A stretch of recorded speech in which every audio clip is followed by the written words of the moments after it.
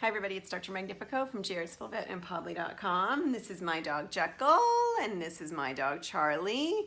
Jekyll pup is about 9 years old and he has prostate cancer. We've been treating him for about 6 months. It's been a long road of chemotherapy and now we're on radiation. Actually, we just finished radiation and now he switches to metronomic therapy, which is he is on medications really for the rest of his life to help control his cancer. He's got a lot of medications that I give him. He's a beagle, so he's pretty food driven. So one would think that medications would be easy, but in general it's not, especially when I'm trying to put, 5 to 12 pills down his mouth every day. So I know that pilling animals is an especially stressful part of lots of people's pet care day-to-day life. So I thought I'd kind of go over some of our tips. Typically what I do with him is I get him up in the morning, I take him for a long walk, we make sure he's urinated and defecated and that he's comfortable, and then we feed him breakfast.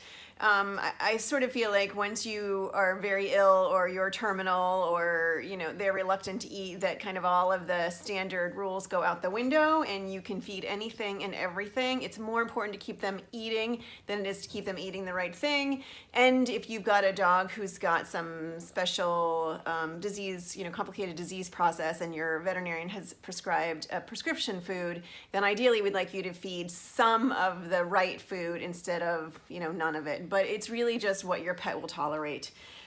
These days, we have a lot of pills that we have to give. I feed him breakfast.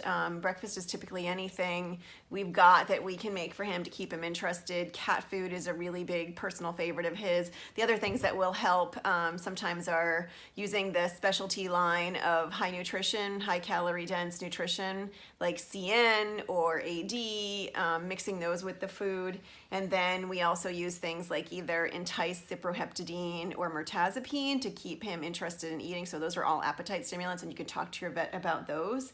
The other thing is we warm it up, we make sure it's fresh, we vary it a lot, and we're always keeping him interested in food.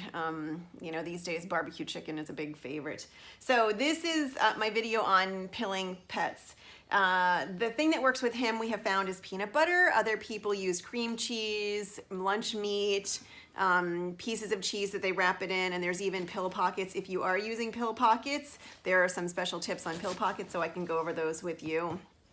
If you use pill pockets, make sure that you use one finger on the pill pocket and the other hand on the pill. Put the pill in the pill pocket with your pill finger and then squeeze the top of it with your other finger, so you're not transferring the smell of the pill onto the pill pocket. But pill pockets are widely available, and most vets have them. He's not, Jack. See, he's not, Jekyll. Jack, come. Jekyll, come. He's not so much a fan of his pills, so we have to, come here, Jack, come, right here. Good boy. So we're always trying tips to keep him interested. One of them is using his brother, who's here sitting here drooling. Good boy, Charlie. Good boy. So I will keep Charlie close at hand because as much as he's food driven, he's more competitive driven. And Charlie gets little pieces of peanut butter in the hopes that it will interest Jekyll. Jack. Look. Good boy.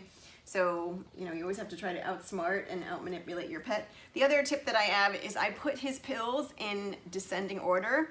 So I always start, these are the pills that he needs first. So this is his Carafate, that's his famotidine. This is his prazosin for peeing.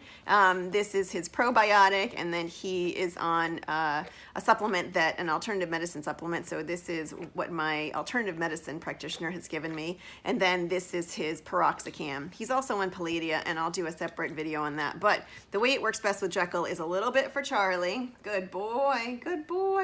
You always make it positive. The worst thing you can do is make pilling a stressful thing. Good boy, Jack. Good boy. So we do a couple of rounds of just peanut butter, and then we start kind of hiding the pills in. So there's a pill in there. Typically, if it's in a big glob of peanut butter, he'll swallow it without even knowing. And then a little bit, Charlie, good boy. So we have a couple of minutes of peanut butter. This is his famotidine, which is pretty small, pretty easy to hide. Good boy, Jack. Good boy.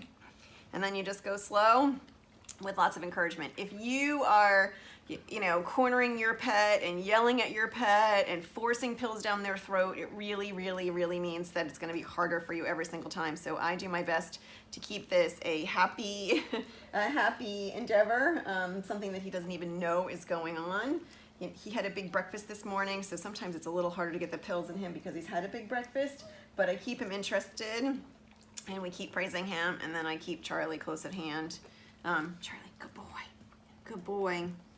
And that's how we do it at my house. So I kind of go in descending order. The other thing that you need to talk to your vet about is ask your vet which pill is most important that you get into your pet. So if you have a pet who's really, really having a tough time pilling, you know, and you have to give 5 pills, ask them which is the most important one. What's the timing of the pills so that you can strategically get the pills in that you have to get in, and then maybe take a little time out and come back and do something else after. Try cream cheese, try baby food. Charlie. Try the AD, try the pill pockets.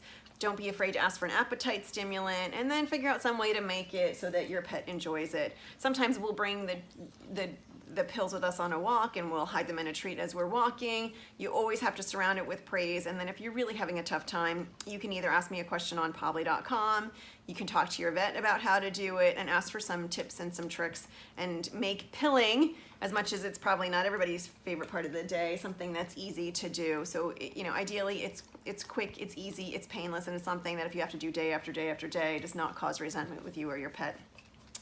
I have lots of other videos, and then I have a blog that has lots of information, and I'll write my whole story up on Jekyll and his cancer treatment and therapy and the costs of all of it at my blog, kmdvm.blogspot.com. Take care. Good luck. Bye.